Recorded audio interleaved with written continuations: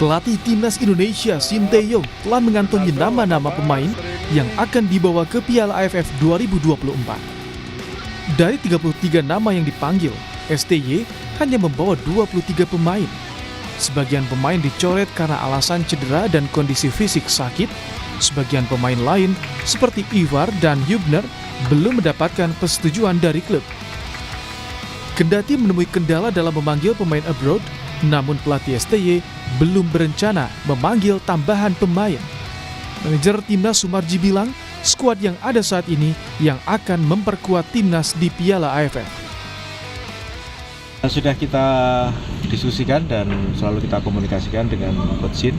Intinya skuad yang ada saat sekarang inilah yang akan memperkuat AFF. Jadi tidak ada lagi, sementara belum ada lagi pemanggilan pemain baru. Tetapi nanti akan kita lihat, kalaupun misalkan ada perkembangan, akan segera kita informasikan.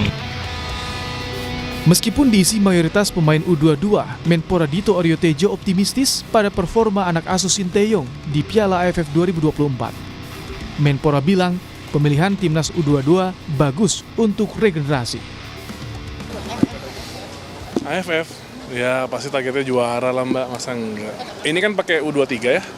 Saya sih rasa optimis ya, dan ini saya rasa juga bagus juga buat mengencangkan kesolidan tim juga. Artinya memang fokusnya regenerasi? Ya, Pak ET menyampaikan bahwa di AFF ini lebih fokus ke regenerasi, dan itu yang kita butuhkan. Timnas Indonesia telah menutup sesi pemusatan latihan di Bali. Usai dari Bali, Timnas akan bertolak ke Jakarta untuk jeda sehari. Dilanjutkan terbang ke Myanmar untuk melakoni laga perdana. Timnas akan berhadapan dengan Myanmar pada 9 Desember 2024. Tim Liputan Kompas TV.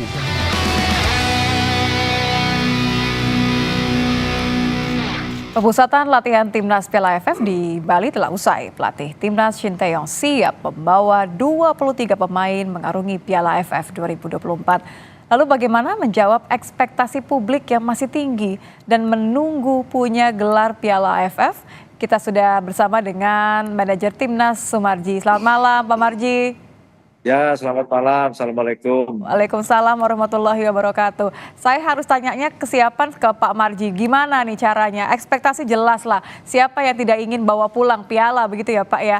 Tapi kalau dari hasil lawan Bali United tadi kira-kira bagaimana? Sudah sesuai dengan ekspektasi Bapak? Jadi begini ya, kalau kita berbicara kaitan dengan harapan, cita-cita dan keinginan, tentu kita kan semuanya punya cita-cita, harapan dan keinginan itu bisa membawa trofi Piala AFF senior ke Indonesia kan begitu. Ya, kami aminkan dari sini. Ya, itu saya juga sama lah ya keinginan itu. Tetapi kan kita ini harus realistis melihat situasi dan kondisi terutama berkaitan dengan skuad yang akan kita turunkan.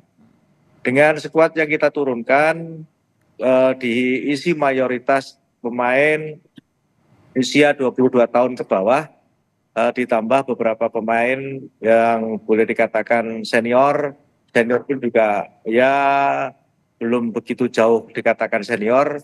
Di antaranya ada Arhan, ada Asnawi, tentu kan ini juga bagian dari upaya-upaya yang kita lakukan. Kembali bahwa dengan kondisi yang ada saat sekarang ini, kita tadi juga melihat hasil daripada anak-anak uji coba melawan Bali United. Yang pertama melawan Bali United senior, terus babak kedua melawan Bali United yang boleh dikatakan youth ya. Skornya kalau kita bicara skor memang tidak bisa jadi ukuran, karena apa? Karena kan kalau namanya uji coba seperti ini kan yang kita cari adalah kekompakan, kebersamaan dan cara main. Arhan bilang sudah semakin kompak Pak. Ya betul. Jadi dari semua sisi kita nilai, baik dari fisik, mental, terus diantaranya juga chemistry, kekompakan itu tadi kita nilai semua. Memang kalau kita lihat dari sisi kekompakan, chemistry juga boleh dikatakan sudah meningkat cukup bagus. Tinggal sekarang kita bagaimana para pemain ini mentalnya dikuatkan kembali dan diisi dengan taktik strategi. Sehingga ketika kita nanti menghadapi yang pertama Myanmar, anak-anak betul-betul sudah siap. Karena kan pertandingan pertama itu kan namanya kita juga Ya, langsung tim kelas yang berat baru ini ya. kumpul, ya baru kumpul.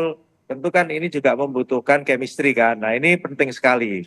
Ketika nanti pertandingan pertama kita hasilnya bagus, walaupun boleh dikatakan lawannya Myanmar, tetapi kalau itu hasilnya bagus, pasti nanti berikutnya step-stepnya pasti akan bagus. Kira-kira Oke. seperti itu. Oke, jadi kapan berangkat ke Myanmar, Pak? Kita besok anak-anak jam 10 ke Jakarta dulu, kita stay sehari di Jakarta, lantas tanggal 5 kita berangkat semuanya ke Myanmar. Tapi kalau ngobrol-ngobrol dengan pemain, ini kan tadi Pak Marji ngomongin soal mental. Respon mereka sejauh ini gimana? Harus lawan tim-tim senior di AFF, mereka juga masih mencoba mencari kekompakan. Ya, jadi kalau kaitannya dengan itu, satu ya, kita tahu bahwa ini anak-anak ini kan walaupun boleh dikatakan usianya muda, tetapi kan mereka ini sudah boleh dikatakan sering kumpul, terutama TC cukup panjang. Rata-rata mayoritas diisi pemain U20 yang Piala Dunia yang nggak jadi itu. Sehingga kita lihat anak-anak cepat sekali itu nyambungnya, ya cepat sekali nyambungnya. Hanya cuman yang tetap harus kita perhatikan adalah dari sisi mental. Karena sisi mental ini penting banget nih. Sisi mental itu harus betul-betul kita kuatkan kembali. Dengan demikian nanti pasti kalau mentalnya kuat, fisiknya juga tadi kita lihat juga sudah peningkatan juga cukup lumayan lah dibandingkan dengan ketika pertama kali datang. Ini boleh dikatakan ya membawa angin segar lah buat kita semuanya. Mudah-mudahan nanti hasilnya positif lah di pertama. Oke. Mudah-mudahan ya, saya juga berharap yang sama. Kalau dari sisi pemain artinya harapan pasti ada semua di sana. Tapi kan tidak bisa dilupakan ya Pak Marji, kalau 3 pemain abroad ini kan terkendala ya, kita semua sempat agak khawatir juga. Akan ada pemanggilan pemain baru nggak dari senior mungkin di Liga 1? Sampai dengan tadi terakhir kita diskusi, belum ada penambahan pemain baru. Jadi dari 33 pemain yang kemarin kita panggil, terus 3 kemarin kita pulangkan karena cedera, 1 sakit, 1 cedera belum sembuh dari klubnya. Terus berikutnya yang abroad boleh dikatakan yang masih terkendala ini 1 Ivar, yang kedua Justin. Ini keduanya belum ada kabar baik belum ada. Tetapi kalau Rafael sudah ada kepastian. Dan kemarin sudah saya dikasih tahu sama Ketua Umum, intinya bahwa untuk Rafael itu bisa bergabung di tanggal 17. Tetapi tadi Coach Shin juga minta kalau bisa lebih cepat lagi. Kami juga akan coba berupaya agar supaya Rafael bisa gabung mungkin lebih cepat lah. Ya semua kembali kepada kebutuhan klub juga, karena kan ini kan bukan agenda FIFA, sehingga kita juga agak sulit juga kalau kita memaksakan diri untuk meminta pemainnya dikirim untuk TC. Ya, jadi kalau dengan saya kira ini kita cari win-win solution lah. Sehingga kita semuanya bisa berjalan sesuai, klubnya berjalan dengan baik, di timnasnya juga bisa berjalan dengan baik. Kira-kira seperti jadi kalau bicara soal komposisi ini sudah ada bayangan Pak, skuad intinya nanti siapa saja? Oh sudah. Tadi kan sudah dicoba. Oh sudah dicoba. Yang tadi melawan Bali United berarti ya? Ya, tadi waktu Oke, boleh dong diumumkan ini secara mungkin dari line up-nya, di belakang siapa, kemudian sampai ke depan siapa, supaya kita semua dapat kepastian sedikit starting 11-nya. Kalau masing-masing posisi itu kan kita juga ini waktunya juga masih panjang, nanti kan juga pasti ada rolling kan begitu. Nanti pastinya kalau kaitannya dengan soal masing-masing komposisi pemain dan juga posisi para pemain yang akan dijadikan starter pemain inti, ya nantilah pasti akan saya sampaikan itu. Oke. Jadi harus bersabar dulu ya, tunggu deg-degan aja tapi nggak apa-apa. Biar penasaran dulu. Baik. Terima kasih Pak Marji sudah bergabung bersama kami. Titip salam untuk semuanya, kita doakan yang terbaik dari sini. Baik, mohon doanya. Ya sekali lagi saya cuma berpesan jangan terlalu tinggi lah. Tapi kita semua berusaha semaksimal mungkin untuk bisa mencapai apa yang diinginkan oleh masyarakat kita. Siap didengar oleh seluruh masyarakat, pendukung penuh meskipun tanpa menambah beban begitu ya. Terima kasih Pak Marji sudah bergabung bersama kami di Kompas Malam. Terima kasih malam.